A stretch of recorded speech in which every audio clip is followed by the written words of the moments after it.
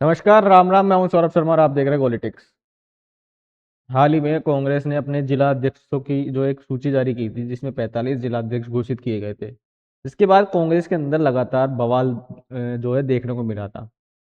कई नेता जो है कांग्रेस पार्टी से त्यागपत्र देते हुए नजर आए, कई कांग्रेस को छोड़ते हुए नजर आए।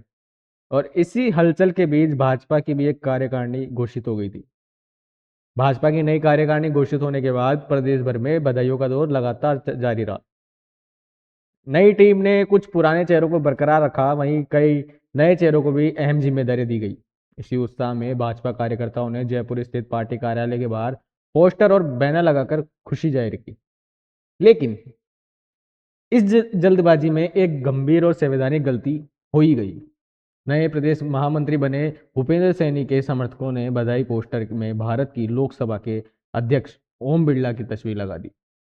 यह कदम सीधे तौर पर संवैधानिक मर्यादाओं का उल्लंघन माना जा रहा है।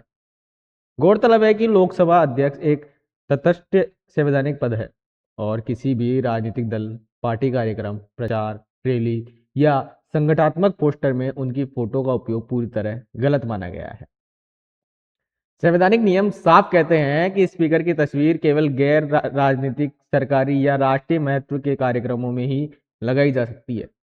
स्पष्ट है कि भाजपा की नई टीम के उत्साह में इस बुनियादी मर्यादा को नजरअंदाज कर दिया गया।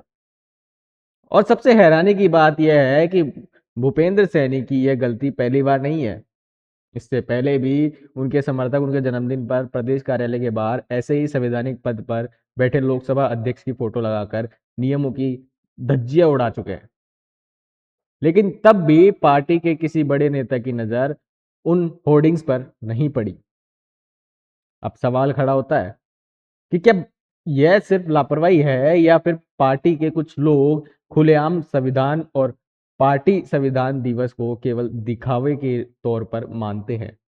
यही नहीं, पोस्टर में केंद्रीय गृह मंत्री अमित शाह की तस्वीर भी ऐसे ही शामिल कर दी गई है, जबकि वे पार्टी संगठन के किसी पद पर आसीन नहीं है। यह भी राजनीतिक सलीके की दूसरी बड़ी चूक मानी जा रही है। अब बड़ा सवाल यह है कि क्या भाजपा कार्यालय के बाहर लगी विवादित होर्डिंग हटाई जाएगी? क्या कांग्रेस को बैठे बिठाए एक नया मुद्दा मिल गया है, या फिर पार्टी का शीर्ष नेतृत्व नए प्रदेश महामंत्री भूपेश सैनी और उनके समर्थन की इन बार बार होती गलतियों पर कोई कार्रवाई करेगा?